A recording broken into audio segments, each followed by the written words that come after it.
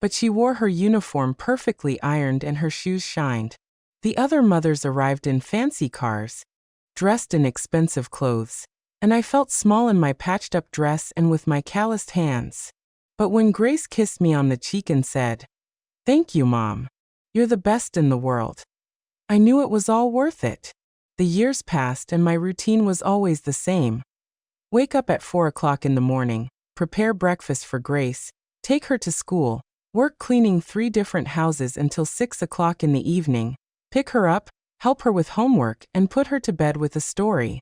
On weekends, I did laundry to earn extra money, also she could have a better life than mine. My mother passed away when Grace was 8, but before she left, she made me a promise I will never forget. "Margaret, that child is your greatest treasure. Give her an education, give her love, and she will take care of you when you're old. Our family's blood is good. She won't fail you."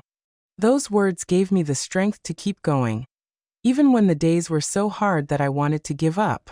When Grace turned 15, I worked extra days for 6 months to give her the party she deserved. I spent $3,500 on that celebration, money I had been saving to fix our leaky roof. But seeing the look on her face that night, watching her shine in her golden dress as she danced, was priceless. "Mom, I don't know how you give me so much when you have almost nothing," she told me that night while hugging me. "When I grow up, I'm going to give all this back to you, multiplied by 1,000. Throughout high school, Grace was an exemplary student.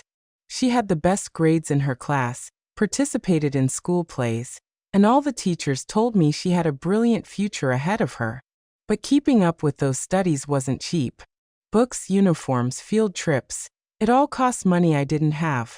I started cleaning a 4th house on Sundays, my only day off, just to be able to pay for it all. When it was time to enroll her in college, the cost was $15,000 a year. I was only earning $400 a month cleaning houses. I did the math, and it was impossible. But a mother does the impossible for her children. I took out a loan using my house as collateral. I sold the only engagement ring her father had given me before he left. And I even sold my mother's sewing machine. "My daughter," I told Grace the day I took her to enroll, "I couldn't go to college, but you are going to be a professional. You'll have a degree. You'll work in an office with air conditioning, and you'll never have to clean other people's houses like your mother." That day, I cried with happiness watching my daughter sign the enrollment papers for her business administration degree. For all 4 years of college, I continued to work like crazy to pay for all her expenses. Grace needed money for books, for projects, to go out with her friends, for appropriate clothes for presentations. I gave her everything, even if it meant I had to eat beans and tortillas for a whole week to save money. When she graduated, it was the proudest day of my life. Seeing my daughter walk onto the stage in her cap and gown, hearing them call her name, and the ovation from the crowd was as if all my sacrifices had been worth it.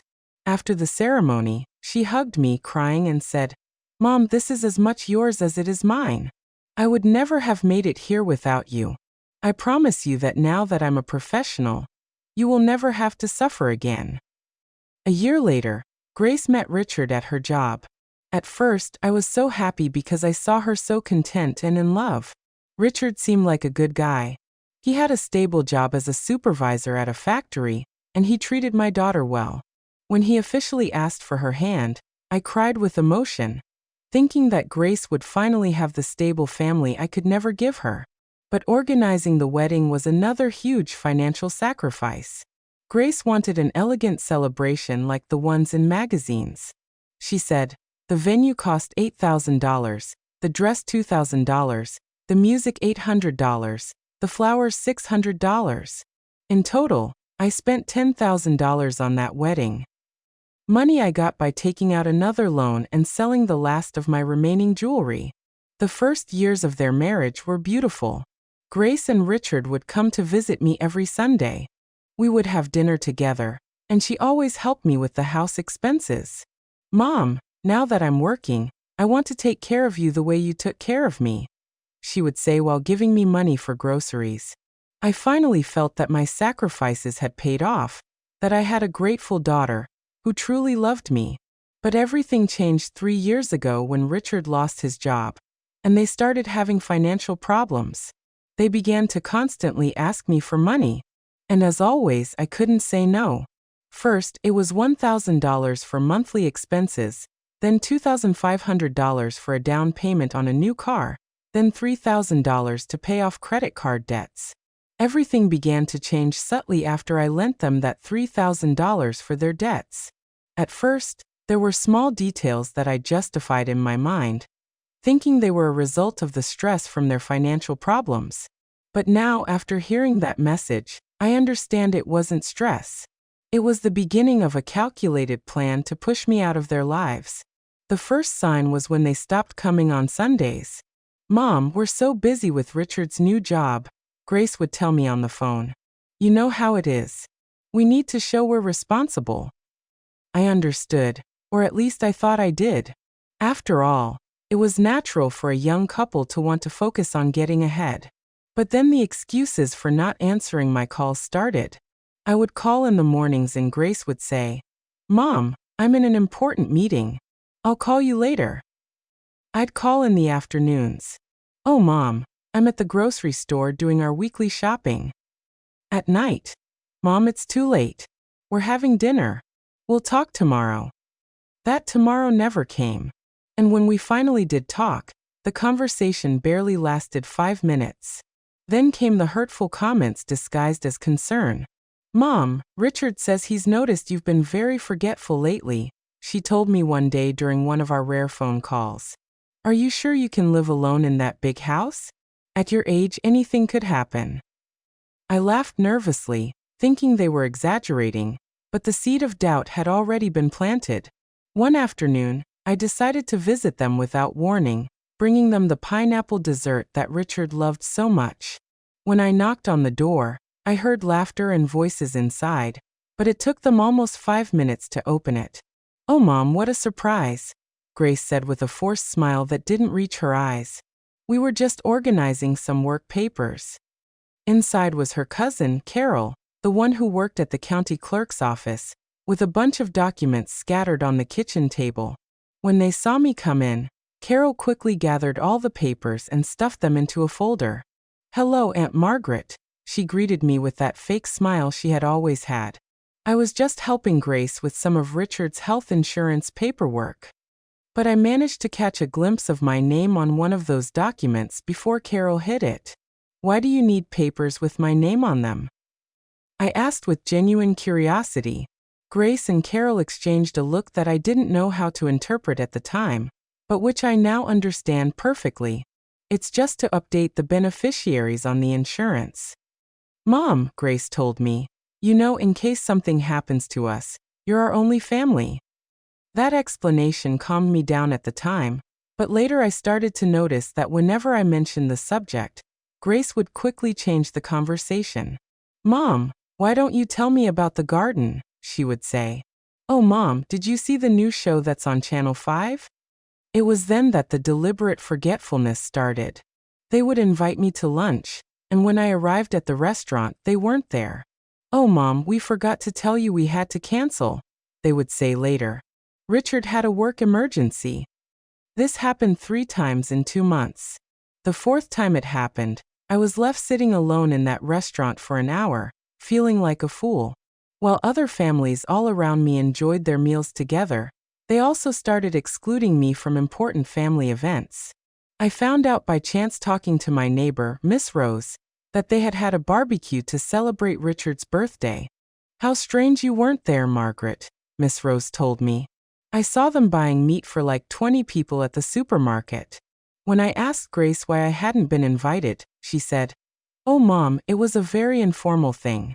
We didn't want to bother you." But the straw that broke the camel's back was when they decided to move into my house temporarily. "Mom, they're going to paint our apartment and we need to stay with you for about a month," Grace told me. "Besides, this way we can spend more time together. Don't you think it's perfect?" I was happy to have them close again. I thought we would finally regain the closeness we had lost. However, from the very first day they arrived, things became different in my own house. Richard started complaining about everything. That my TV was too old, that the internet was too slow, that the shower didn't have enough water pressure. "Aunt, this house needs a lot of repairs," he would say. "At your age, maintaining such a big property must be very difficult." Grace started reorganizing my things without asking. "Mom, these plates are too old. I'm going to replace them with new ones," she would say. "And these clothes you have in the closet are so out of style. We should just donate them." Little by little, my house stopped feeling like my house. It was as if I were a guest in my own home. Then the quiet conversation started, which would stop when I walked into the room. I would see them talking in the kitchen, and when I appeared, they would immediately change the topic to something trivial like the weather or the news. "What were you talking about?" I would ask them. "Nothing important, Mom," Grace would reply. "Just about the house expenses." One night I heard Richard talking on the phone on the patio. "Yeah, we're already living here. No, she doesn't suspect a thing. Carol says she can have all the papers ready in 2 more weeks." When I went out to ask him who he was talking to, he said it was his boss about a work project. They also started subtly controlling my finances. "Mom, let me help you with the electric and water bills," Grace would say. "You're too old to be worrying about these things." At first, I thought it was a kind gesture, but then I realized she was going through all my bank statements. "Mom, why do you need so much cash?" she would ask me when she saw I had withdrawn $200 for my personal expenses. The most painful thing was seeing how they talked about me when they thought I wasn't listening. One afternoon, I was trimming the plants in the garden when I heard Richard tell someone on the phone, "My mother-in-law is getting harder to handle. She's becoming very stubborn with age." Grace laughed in the background and added, "It's true. Lately, she forgets things and gets very difficult when we try to help her." But what really made me open my eyes was when they started making comments about my mental health in front of other people. My friend of many years, Miss Letitia, came to visit and Grace told her, "Oh, Letitia, my mom has been so confused lately. Yesterday she wanted to go for a walk at 10 at night because she thought it was morning." That was a complete lie. I had never done such a thing. But I saw how Letitia looked at me with pity and concern. "Oh, Margaret, it's a good thing you have Grace to take care of you," she said. In that moment, I felt a deep anger, but also an immense sadness, realizing that my own daughter was creating a false narrative about my mental state. Strange visitors started arriving at my house.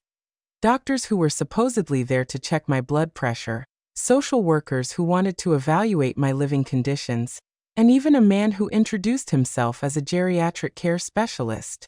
They all came when Grace scheduled them, but they never asked me if I wanted those visits.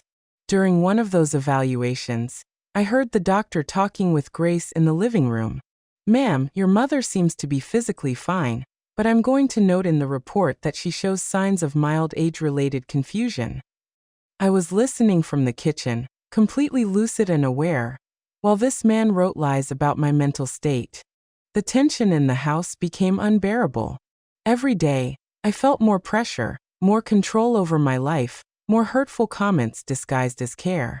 "Mom, you shouldn't drive anymore," Richard told me one day. "At your age, it's too dangerous." "Mom, it's better if you don't go shopping alone anymore," Grace added. "We can do it for you." Little by little, they were taking away my independence, my autonomy, my dignity. And the most painful part was that they did it with a smile on their faces, telling me that it was all for my own good, that they loved me so much and only wanted to take care of me. The moment that changed everything forever came that Tuesday afternoon, when my world fell apart with a simple technological error that revealed the cruelest truth I had experienced in my 66 years. That day had been particularly difficult. Grace and Richard had left early saying they were going to take care of some work matters, but I knew something was wrong. I had seen them talking in whispers all morning, and when I asked what was going on, they responded with those fake smiles I had already learned to recognize. "It's nothing, Mom," Grace would say. "Just boring stuff about Richard's job." I was left alone in the house,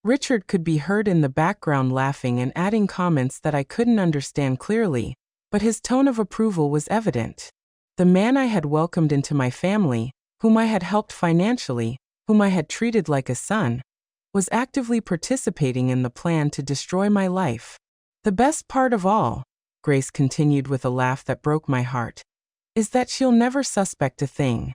She thinks we're the perfect children who adore her.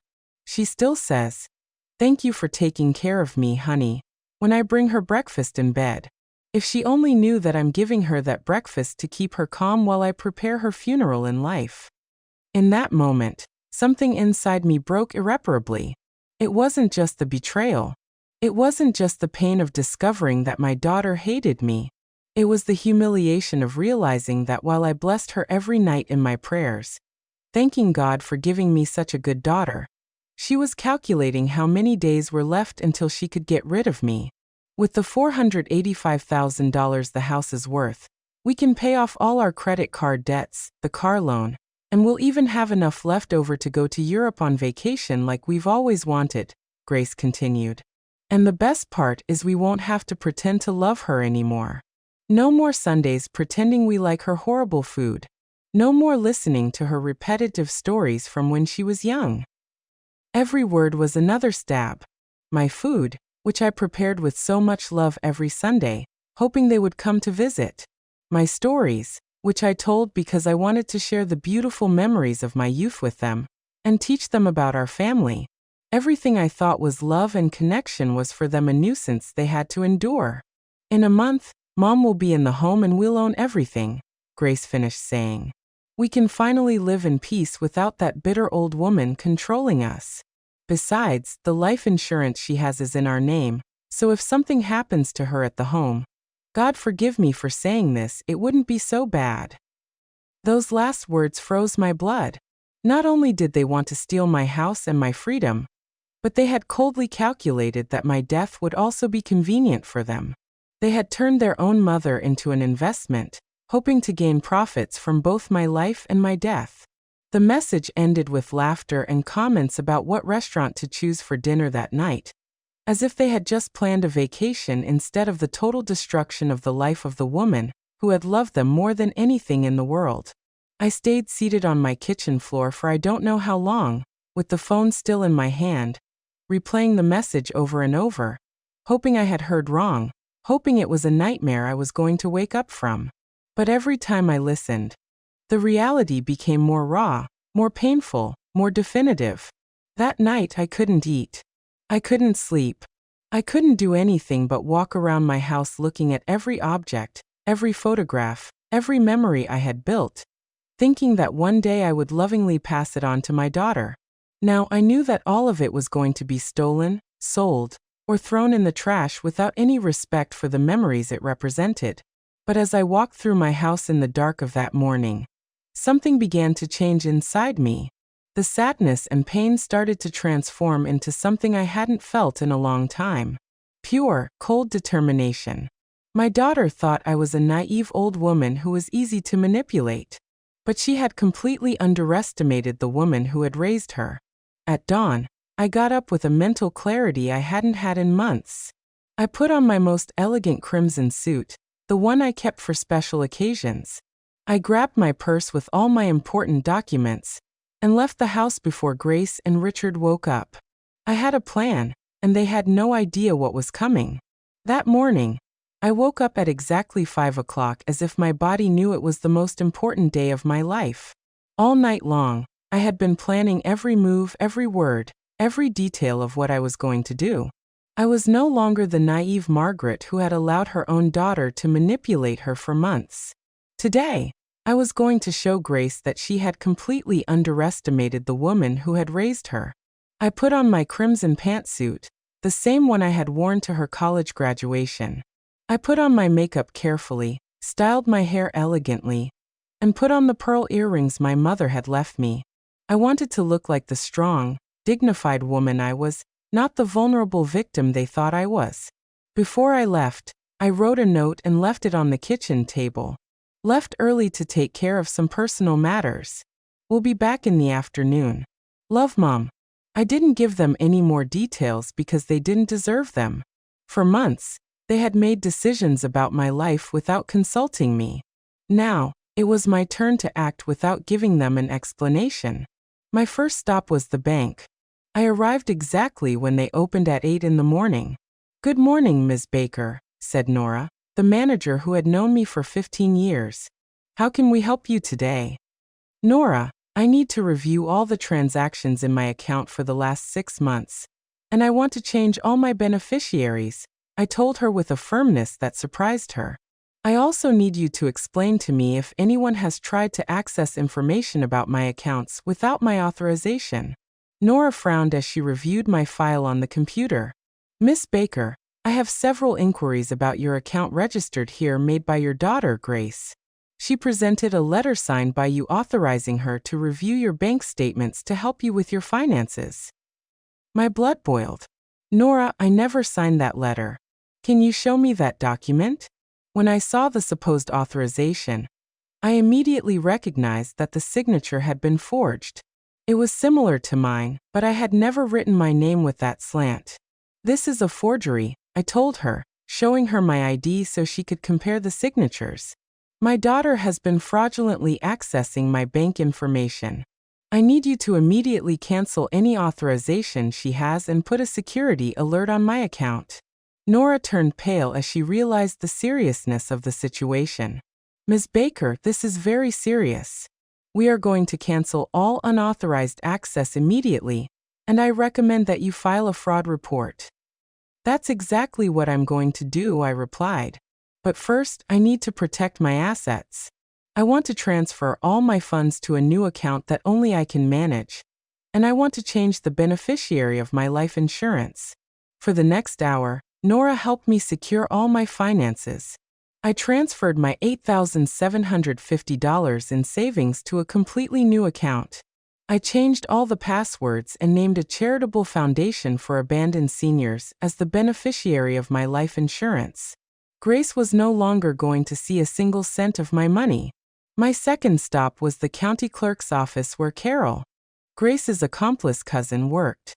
I arrived without warning with a small recorder hidden in my purse. "Good morning, Carol," I said with a sweet smile. "I've come to check the status of my property. My daughter told me you had been helping her with some paperwork." Carol immediately became nervous.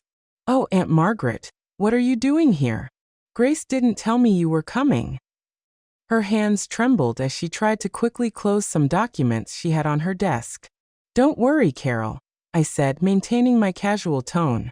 "I just want to better understand this insurance paperwork my daughter is doing. Could you explain exactly what documents you need with my name on them?" Carol started to sweat. "Well, Aunt, it's just routine updates for the registry." Her voice cracked when she realized I knew more than I was letting on. "Carol," I said, leaning forward, "I know exactly what you and my daughter have been planning. I know about the fake documents. I know about the plan to take my house, and I know you've been helping her forge papers using your position here." I showed her my phone with the audio I had recorded the day before. "I have proof of everything." Carol slumped in her chair. "Aunt Margaret, I didn't want to do it, but Grace told me that you couldn't take care of yourself anymore, that it was for your own good." "It was for money, Carol.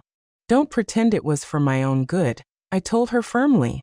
"Now you have two options. Either you help me reverse everything you've done, or I go straight to your boss and show them the evidence that you've been forging official documents." Carol started to cry. "Please, Aunt, I can't lose my job. I have 3 kids to support." Between tears, she explained the entire process to me. How they had forged my signature on several documents, how they had created fake medical reports, and how they planned to use all that to have me declared incompetent and transfer my property. "All right, Carol," I said after she had confessed everything, "you're going to help me fix this, and then you're going to look for another job. But if you help me now, I won't press criminal charges against you." Over the next 2 hours, Carol helped me invalidate all the fraudulent documents they had created. She also gave me copies of everything as evidence, including the fake medical reports and the property transfer documents they had prepared. My third stop was with Attorney Harrison Ford, the most respected lawyer in the city. Attorney Ford, I said, showing him all the evidence I had collected. I need your help to stop a fraud and protect my rights. Attorney Ford reviewed all the documents with professional attention. Ms. Baker, this is a very serious case of family fraud. We have more than enough evidence to press criminal charges. But tell me, what exactly do you want to achieve? I want justice, attorney, I replied. But most of all, I want my daughter to learn that actions have consequences.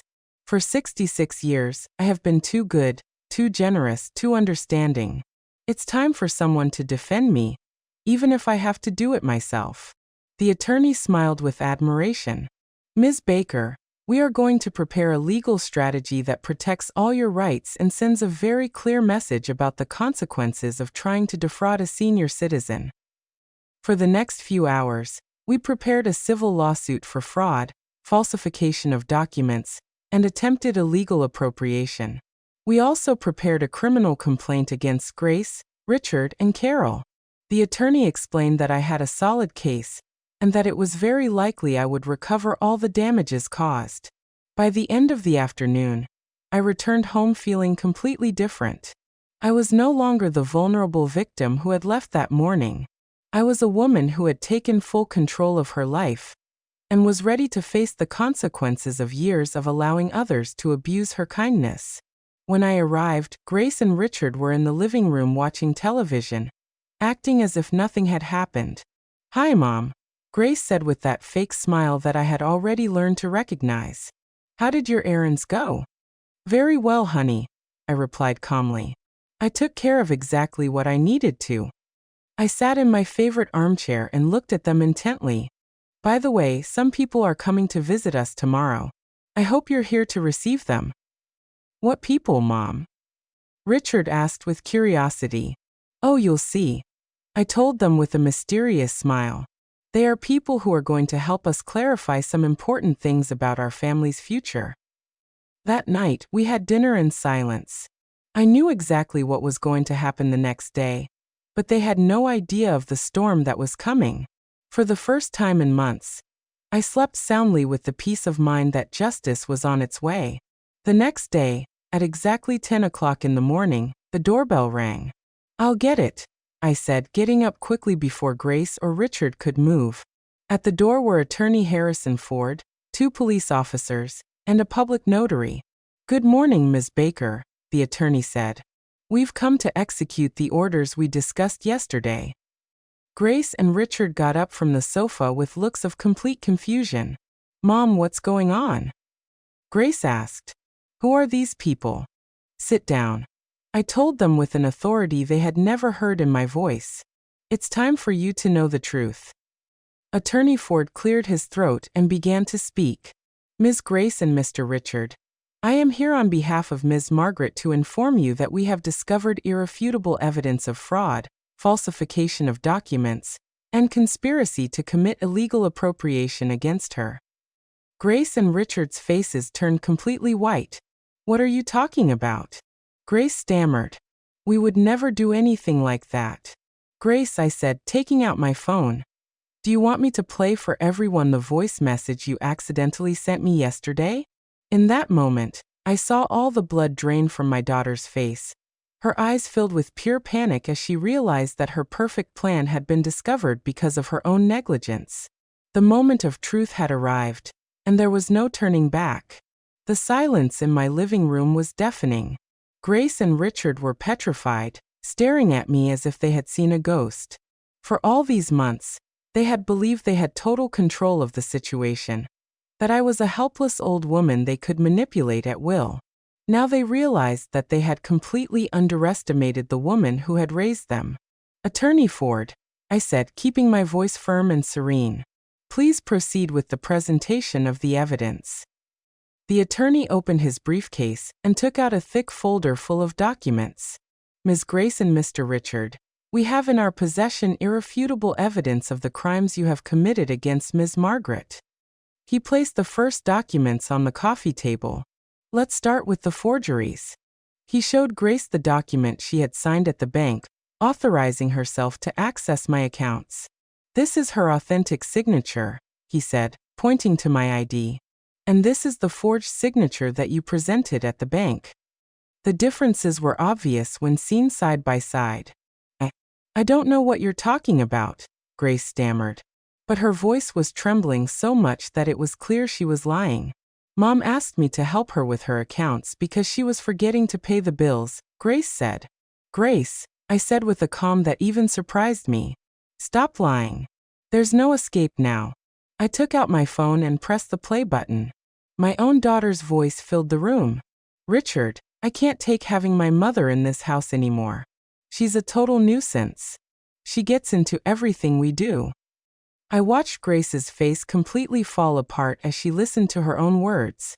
Richard tried to maintain his composure, but his hands were visibly shaking. Neither of them had realized that the message had been sent to my phone by mistake. Turn that off, Grace screamed, lunging for my phone. But one of the officers immediately stopped her. That's private. You have no right to listen to my conversations. Relax, honey, I told her with a cold smile. This is just getting started. Sit down and listen to everything you planned for your mother. The audio continued to play. Carol already explained how we can transfer the house to our name, without her realizing. It's going to be about $500 in bribes and fees. But it's worth it. Richard stood up abruptly. This is a setup, he said, pointing at the attorney. You're manipulating her to accuse us of things we didn't do. Attorney Ford smiled professionally. Mr. Richard, we haven't even gotten to the most interesting part yet. He took another document from the folder. This is the complete and signed confession of Carol Rodriguez, cousin of Ms. Grace, who works at the county clerk's office. My eyes met Grace's, and I saw her realize that Carol had betrayed her. In this confession, the attorney continued, Carol details exactly how you pressured her to forge official documents, how you created fraudulent medical reports, and how you plan to use these documents to declare her mentally incompetent. Carol is a liar, Grace screamed desperately. She made all that up to save her own skin. Oh really, honey? I asked, taking out my small recorder. Because I also have the complete conversation I had with Carol yesterday in her office recorded.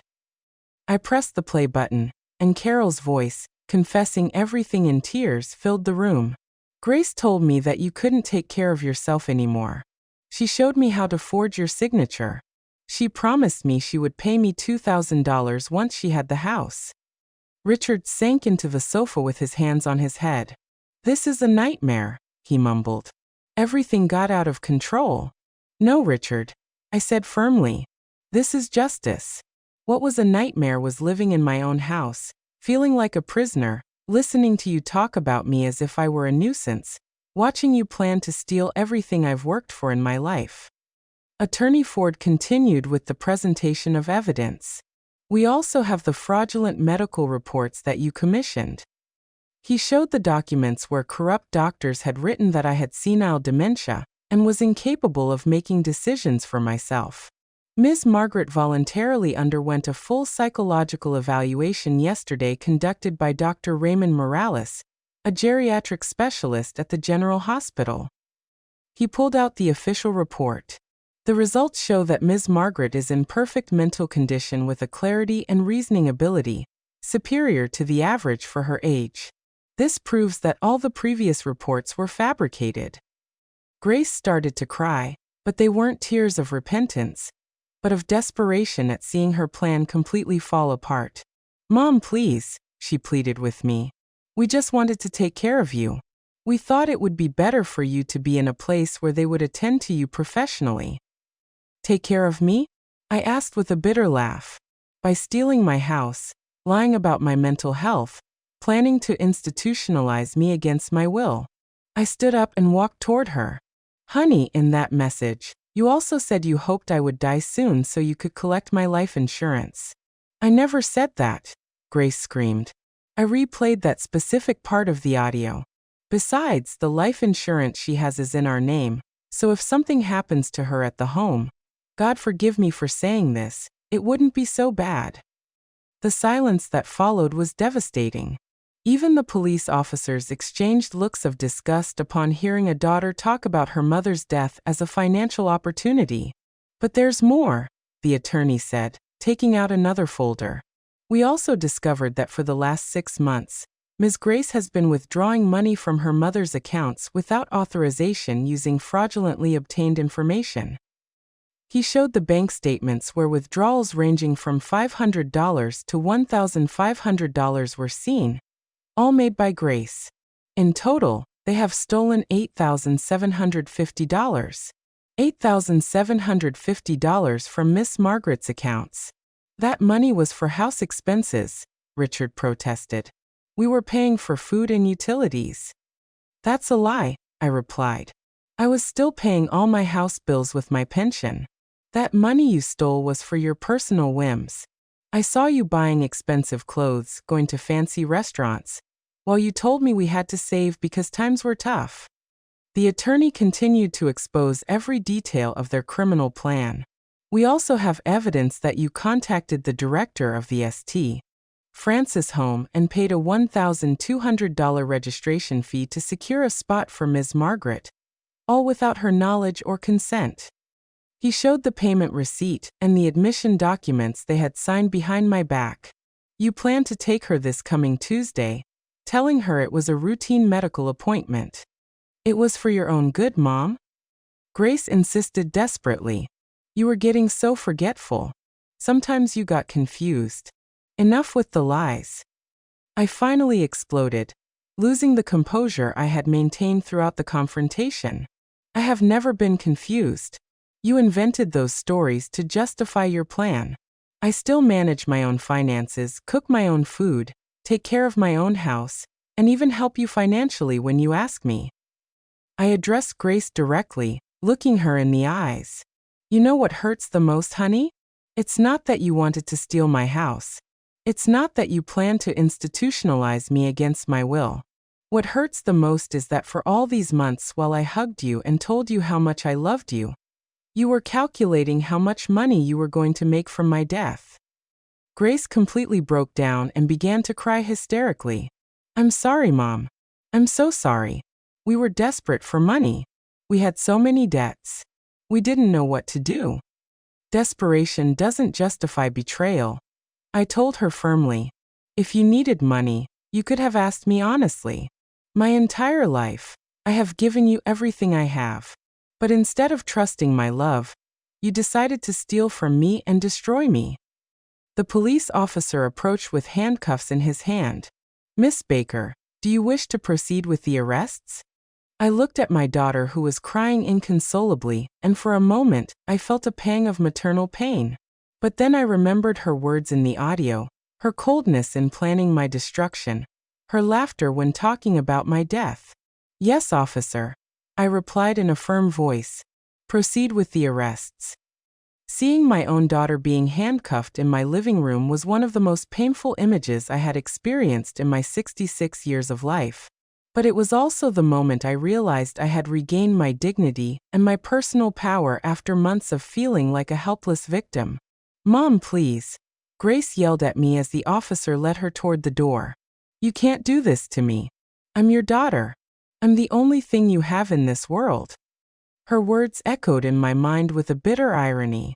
She had been the one who decided I had no place in her world.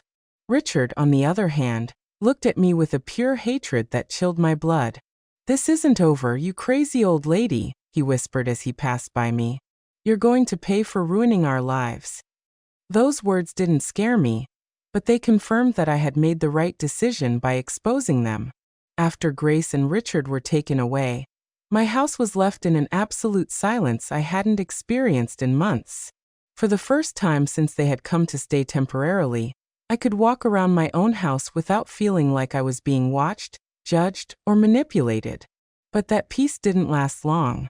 The next day, a campaign of terror began that showed me the lengths Grace and Richard were willing to go to get revenge on me.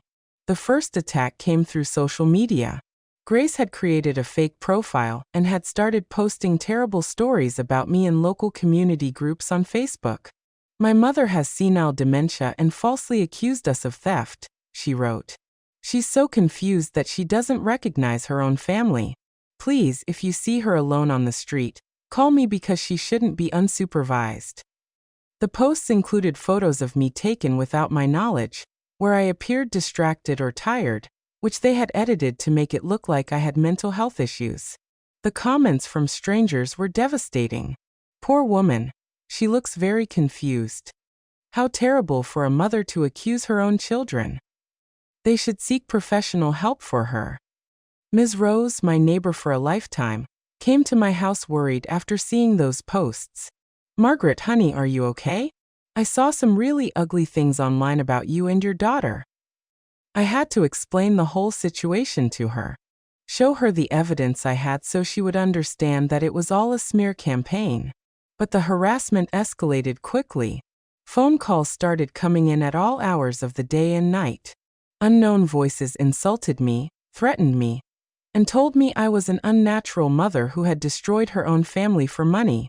You're a miserable old woman. A female voice screamed at me at 3 o'clock in the morning.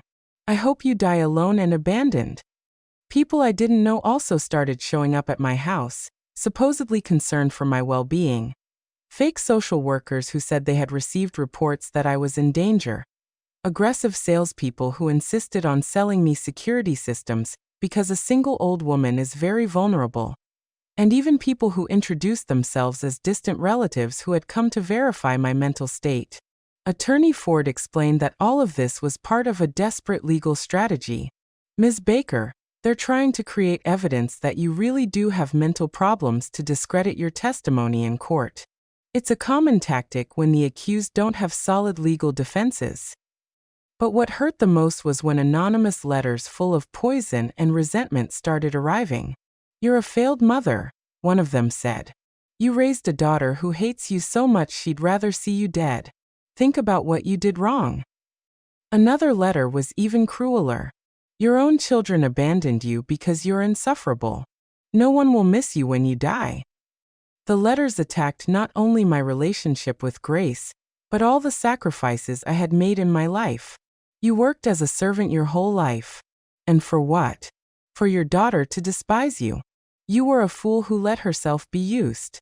Every word was calculated to shatter my self-esteem and make me doubt the decisions I had made. One night, while reading one of those particularly vicious letters, I completely broke down. I sat on my kitchen floor, the same place where I had listened to the audio that changed my life, and I cried like I hadn't cried since my mother's death. What did I do wrong? I asked myself over and over. How could I have raised a daughter who hates me so much? For the first time since this legal battle began, I considered giving up. Maybe it would be easier to drop all the charges, forgive Grace, and try to rebuild our relationship. Maybe I really had overreacted. Maybe they did love me in their own way, and I had misinterpreted their intentions. But just as I was about to call Attorney Ford to ask him to drop the lawsuit, I remembered something that completely changed my perspective. I got up from the floor and went to my room, where I kept all the most precious memories of my life in a small chest. I searched until I found what I needed. A letter my mother had written to me shortly before she died when Grace was 8 years old. My dearest Margaret, the letter said in my sick mother's shaky handwriting, if you are reading this, it is because I am no longer with you. But I want you to know that I am very proud of the woman and mother you are. You raised Grace with so much love and dedication that I am sure she will be a good woman who will honor you for life. I continued reading with tears in my eyes. But if things ever get difficult, if someone tries to hurt you or take advantage of your good heart, remember that you are stronger than you think. Don't allow anyone, not even your own daughter, to trample on your dignity. True love never seeks to destroy, never seeks to steal, never seeks to humiliate. The last lines of the letter gave me the strength I needed. Margaret, you deserve respect. You deserve genuine love. You deserve to live your final years in peace and dignity. If someone can't give you that, then they don't deserve to have you in their life, no matter how much blood you share with them. That night, for the first time in weeks, I slept soundly. My mother was right. True love doesn't destroy. It doesn't steal. It doesn't plan the death of a loved one as a financial opportunity. What Grace felt for me was not love. It was economic convenience disguised as filial affection. The next day, I woke up with renewed determination.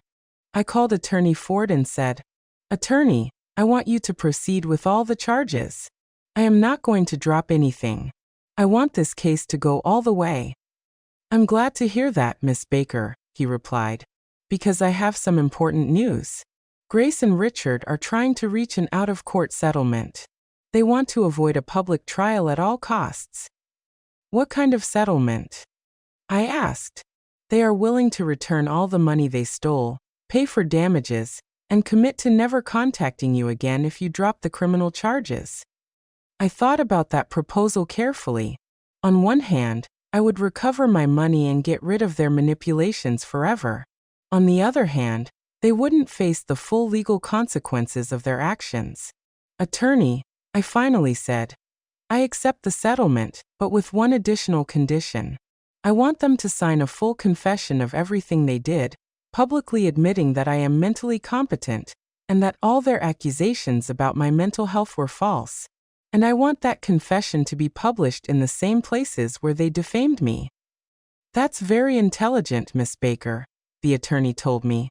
"That will completely clear your reputation and prevent them from continuing the smear campaign."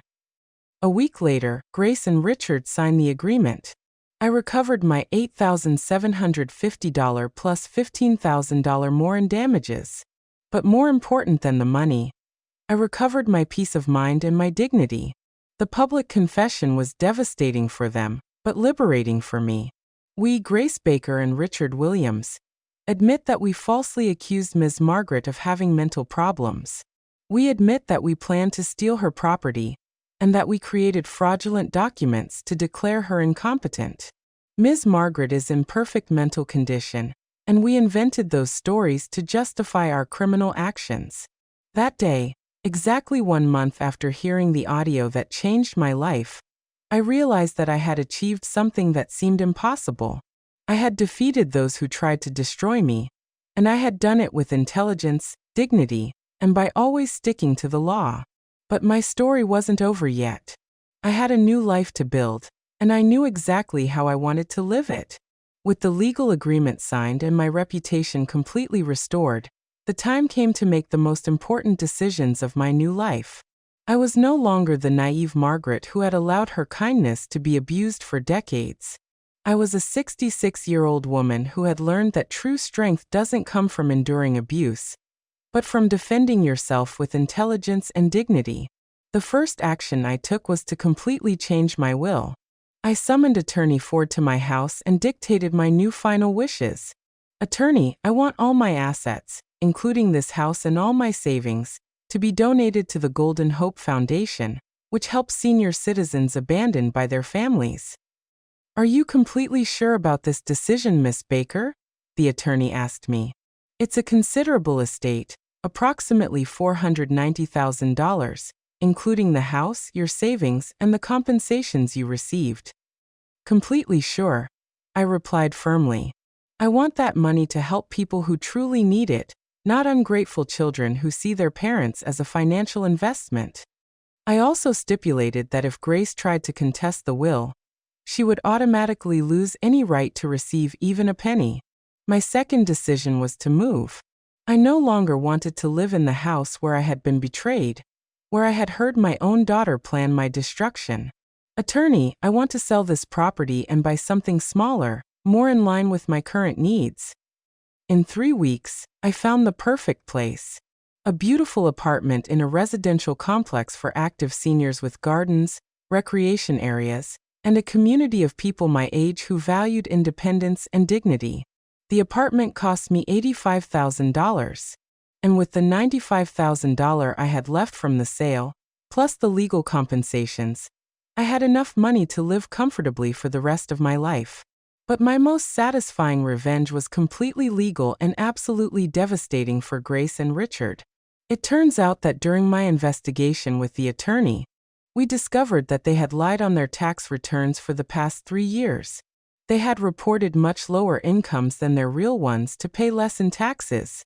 But at the same time, they had been living a lifestyle that didn't match those reported incomes. Miss Baker, the attorney told me with a smile, I have information that might interest the IRS. He showed me evidence that Richard had been working unreported side jobs, and that Grace had been selling products online without declaring those earnings. Attorney, as a responsible citizen, I believe it is my duty to report any tax evasion I am aware of. I told him with a smile that reached my eyes. After all, we all must contribute fairly to the country's upkeep. A week later, the IRS initiated a full audit of Richard and Grace. They discovered that they owed $22,000 in back taxes plus penalties and interest that brought the total debt to $35,000.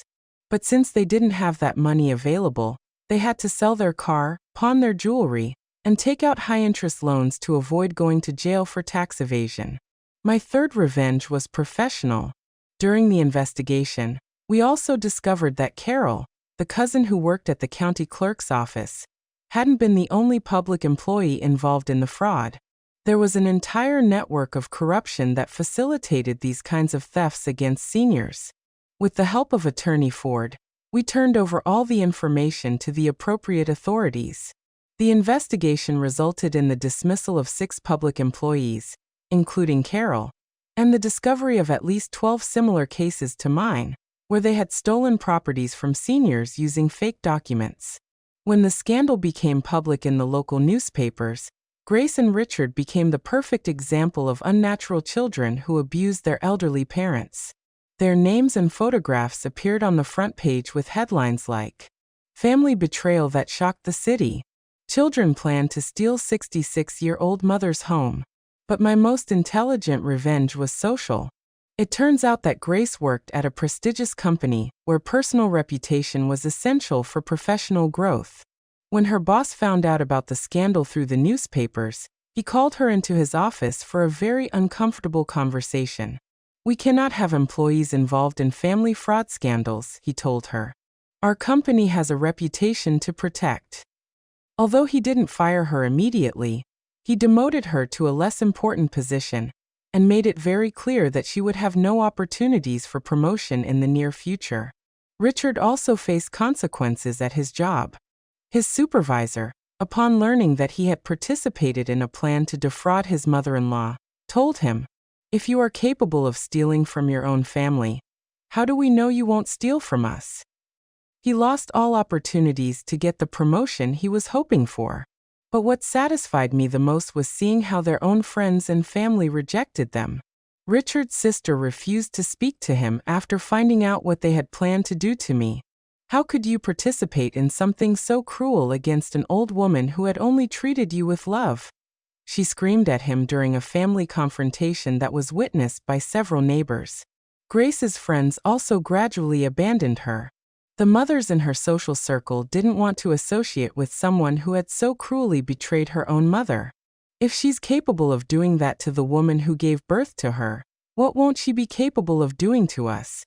they would comment among themselves. Even at the supermarket and pharmacy where they had known them for years, people would point and whisper behind their backs. They had become a public example of what not to do to elderly parents. Throughout this entire process, I never acted with hatred or a thirst for revenge.